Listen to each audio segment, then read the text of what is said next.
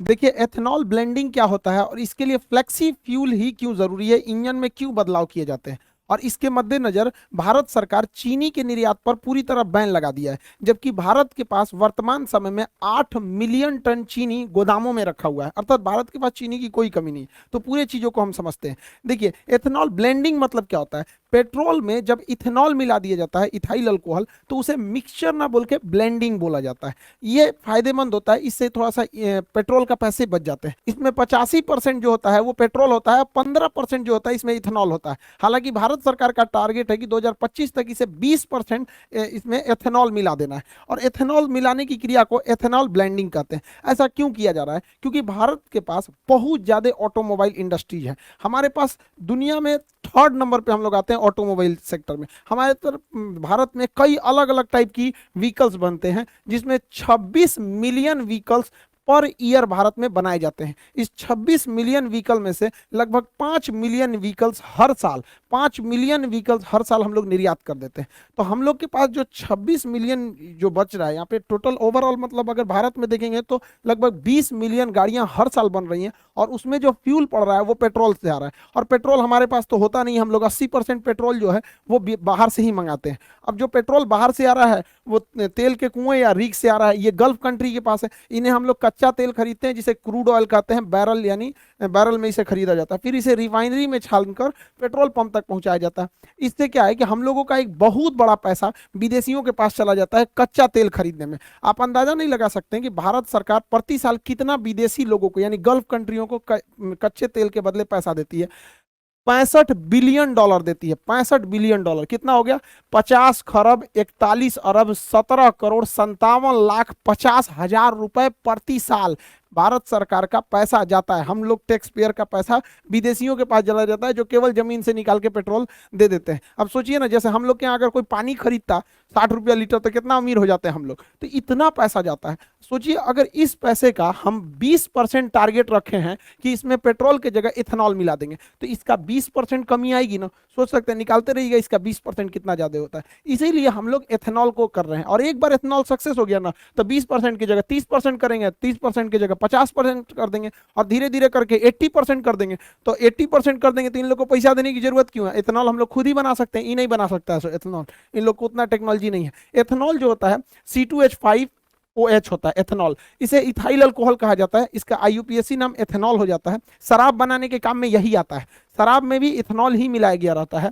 और जो हम लोग देखते होंगे सैनिटाइजर होता है, उसमें भी देखिएगा 70% इथेनॉल लिखा रहता है। सैनिटाइजर में भी इथेनॉल ही होता है। इसे फर्मेंटेशन यानी किण्वन विधि द्वारा बनाया जाता है, और इसे पेट्रोल में क्या किया जाएगा, मिक्स कर दिया जाएगा। टारगेट है 20% को मिक्स करने का। अगर ये सक्सेस हो गया तो इसे बढ़ा के हम लोग 50% भी ले जा सकते हैं। लेकिन जब बढ़ाएंगे लोग, तो उसके लिए हम लोगों को अपने इंजन में बदलाव करना पड़ेगा, क्योंकि अभी जो हमारी इंजन है वो कंप्लीट डीजल और पेट्रोल पे चलने के लिए डिजाइन की गई है। लेकिन जब हम लोग उसमें एथेनॉल मिलाएंगे तो इंजन में हल्का चेंजिंग करना पड़ेगा। ऐसे इंजन के लिए हम लोग फ्लेक्सिबल इंजन बनाते हैं, और उसमें जो फ्यूल पड़ेगा फ्लेक्सी फ्यूल। तो भारत सरकार काफी सख्त निर्देश देने वाली है कंपनियों को कि उनको एक टाइमलाइन दे दिया जाएगा कि इसके बाद आपको फ्लेक्सी फ्यूल वाले इंजन यानी फ्लेक्स इंजन ही बनाने पड़ेंगे।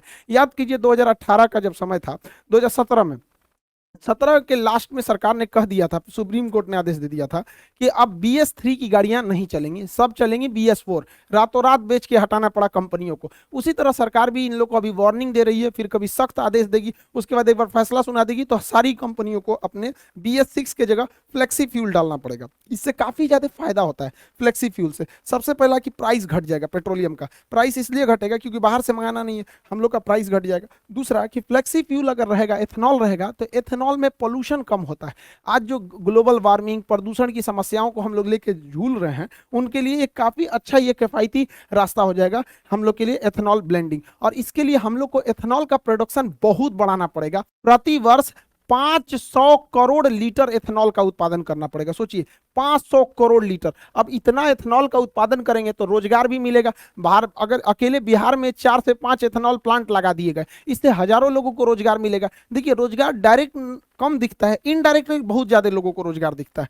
तो कहीं पे भी अगर देखिएगा किसी एरिया में, अगर वहां 20 भी फैक्ट्री आ गई ना, 20 फैक्ट्री, तो कम से कम 10,000 लोगों को रोजगार मिल जाएगा। तो आप ये मत देखिए कि 500 करोड़ लीटर प्रति वर्ष, इससे डायरेक्टली और इनडायरेक्टली बहुत लोगों को रोजगार मिलेगा, क्योंकि उसका एक पूरी तरह सप्लाई चेन बन जाएगा। कैसे कि एथेनॉल बनता कैसे है, अनाज को सड़ाकर, यानी जो हम अनाज फेंकते हैं ना, उसी को सड़ा के एथेनॉल बना लिया जाता है। तो एक तो वेस्ट बचेगा हम लोग के यहाँ, दूसरा इसे गन्ना से बनाया जा सकता है।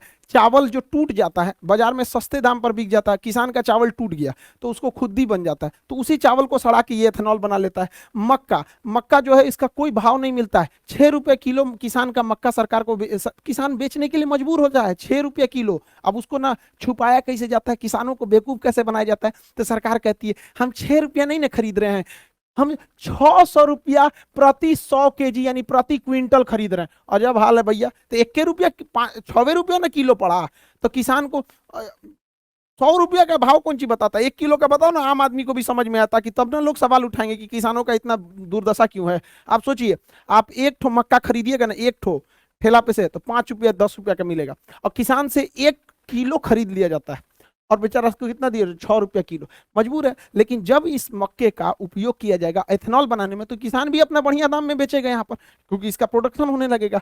जौ जौ कोई बोलता नहीं है जल्दी, हमारे यहाँ पराली जो जला दिया जाता है, धान की भूसी जो होती है या फिर जो पुआल होता है जला दिया, तो उसे सड़ा के इथेनॉल बना लिया जाएगा।